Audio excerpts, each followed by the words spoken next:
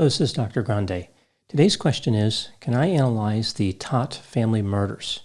Just a reminder, I'm not diagnosing anybody in this video, only speculating about what could be happening in a situation like this. If you enjoyed this video, please like it, subscribe to my channel, and consider supporting me on Patreon. I'll put the link to Patreon in the description for this video. So first I'll look at the background in this case. I'll move to the timeline of the alleged crimes. Then I'll offer my analysis. This case involves the Todt family. I'll start with looking at Anthony Todt and then move to the point where he has a family, and then that takes us to the alleged crimes. In March of 1980, Anthony Todt was 4 years old and lived with his family in Bensalem, Pennsylvania. A person came into their home and shot his mother, Loretta. Anthony witnessed the crime. Anthony's father, Robert, was charged with hiring a student of his to murder his wife. Robert was a teacher. Robert apparently was having a number of extramarital affairs. He was having trouble balancing everything, and for whatever reason, this led to him deciding to commit murder. Robert was convicted, even though Loretta testified on his behalf. He still denies that he was involved. After recovering from being shot, Loretta moved with Anthony from Pennsylvania to Connecticut. She also changed her mind about that whole attempted murder situation. She realized that Robert was guilty. She divorced him and remarried. In Connecticut, Anthony struggled with nightmares about what he had witnessed. He received mental health counseling for many years. His father had been sentenced to 10 to 20 years, but managed to get his sentence reduced on appeal down to 5 to 10. After being released, he started his own consulting company. I'd be curious what type of company that was. How to hire somebody to murder someone else and go to prison. I guess there's a demand for every type of service these days. Robert stayed away from his family for many years, but in 2010, he connected with Anthony on Facebook. The two would meet in person twice that same year. By this time, Anthony was married and had 2 children. After this, Anthony had decided to cut all ties with his father. This takes us to 2019. So here we see the Todt family has Anthony Todt. He's 44 years old. His wife, Megan, 42 years old. And by this point, they had 3 children. Alec, who was 13, Tyler, age 11, and Zoe, who was 4 years old. In recent years, the family had moved to a rental house in Celebration, Florida. Anthony and Megan owned a condominium less than half a mile away. Anthony was traveling back and forth between Florida and Connecticut, attempting to salvage his failing physical therapy practice in Connecticut. On November 21, 2019, Anthony met with federal investigators. He was the focus of a healthcare fraud scheme investigation. Allegedly, he had charged Medicaid and private insurance companies for physical therapy services he never delivered. Investigators said Anthony confessed to his crimes. Anthony's sister, who lived in Connecticut, became concerned when she didn't hear from any member of the family since either December 23 or December 24. On December 29, 2019, she called the local sheriff's office near where Anthony lived and asked them if they would do a welfare check on her brother and his family. The police conducted a welfare check that same day. No one answered the door, but the police didn't find this suspicious. They left without doing anything. They did not investigate any further at that point. There were a few text messages going out to family members all the way up until January 6 from devices owned by Anthony and Megan. Anthony's phone was recovered in a Starbucks in Sarasota, Florida. It was turned over to the police. An individual who lived near the condominium said that she had texted Megan on January 6th and told her there was an eviction notice on the front door of the condominium. A reply from Megan's phone read, "Okay, thanks." Family members and friends repeatedly called the police in Florida, making additional requests for them to check on the family. On January 10 at 5 p.m., 2 officers drove out to Celebration, Florida, and visited both of the Todt residences, the rental house and the condominium. They found an eviction notice in the mailbox of the rental house and the eviction notice on the door at the condominium. They also found the family's Honda Odyssey parked nearby. On January 11, the police returned and noticed the van had not been moved. As all this was going on, the police were looking for Anthony. They wanted to arrest him for that whole fraud situation. On January 13, he was seen by the police entering the rental house. The police and federal agents moved in. They knocked on the door, but no one answered. As it turns out, the front door was unlocked, so they just walked in. They immediately smelled a strong, foul odor, which they thought might be from a decomposing body. The police encountered Anthony walking down the steps from the second floor of the residence. When asked where his family was, he said that his children might be at a friend's house for a sleepover, and his wife was upstairs sleeping. He then yelled her name, but there was no response. The police went upstairs and found the bodies of a woman and 3 children on the bed and on the floor. Their bodies were covered with blankets and appeared to have been dead some time. The investigators would later come to believe that Anthony had used antihistamines, 2 hunting knives, and perhaps suffocation to kill the members of his family. The murders occurred before Christmas. Anthony was charged with 4 counts of first-degree murder and 1 count of animal cruelty. The last charge was because he allegedly killed the family dog. After Anthony was placed in custody, we see that he makes a number of unusual statements, including those in a 27-page letter. Some found his assertions hard to believe. Anthony told a relative that he had no recollection of the weeks following the alleged murders.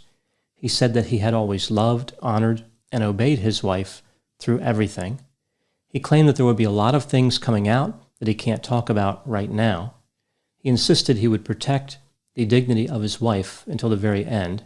He told the police that he tried to take a lethal dose of Benadryl in January, but the investigation found that the dose he took was far from lethal. Investigators reported that he confessed to the murders, but it appears as though he changed his story after that, now telling the police that he wasn't home when his family members died. The story seems to be that his wife killed the children before bringing an end to her own life. He said that she had attempted to commit the murders multiple times before. Anthony said that he was 10,000% innocent. If that's any indication of his mathematical abilities, the origin of his financial problems is starting to come into focus. At the time making this video, Anthony Todt is awaiting trial. Now moving to my analysis. As far as the mental health factors, nothing has been released in relation to Anthony's mental health.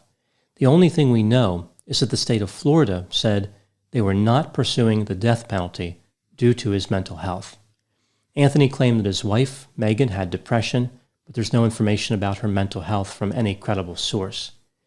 Anthony, of course, has the presumption of innocence, but for the sake of this analysis, I will run under the assumption that he is guilty, which of course is consistent with a confession that was made to the police. One of the theories in this case is that the traumatic experience that Anthony had at age 4, when his mother was almost killed, somehow contributed to the development of a personality and attitudes which made Anthony capable of wiping out his family. Perhaps when he saw his father those 2 times in 2010, this reactivated those memories, legitimized his father's methods for dealing with the conundrum with the affairs, and made homicide seem like an option. This is an interesting theory. Certainly the fact that it's alleged that Anthony committed murders doesn't seem like a coincidence, but I don't know if his trauma has sufficient explanatory value as far as the homicides. Here's what I think could have happened. I don't know what happened. This is just a theory. As Anthony's family grew, he hoped his career would grow as well. He was enjoying some success as a physical therapist in Connecticut. He was well respected in the community. He viewed himself as pro-social. He wanted a good life for himself and for his family. The problem for Anthony is that he wasn't good with money. He overspent significantly, simply buying whatever he wanted without worrying about paying for it. It's not clear if the spending behavior was woven in with any type of mental health issue, but regardless, Anthony made an unusual decision in order to fund his extravagant spending. He started to take out short-term, high-interest loans. It was reported by investigators that he had more than 20 such loans at the time he was being investigated for the insurance fraud. At some point, the family moved to Florida. Anthony was traveling back and forth to Connecticut.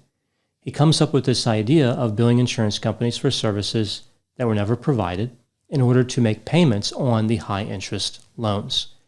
Maybe he thinks he won't get caught. Perhaps he believed that if he could just get enough money to pay the loans off, he could get out of trouble. As all this was going on, he doesn't tell his wife about his financial decisions and financial problems. Anthony told the fraud investigators that his wife had no idea what was going on.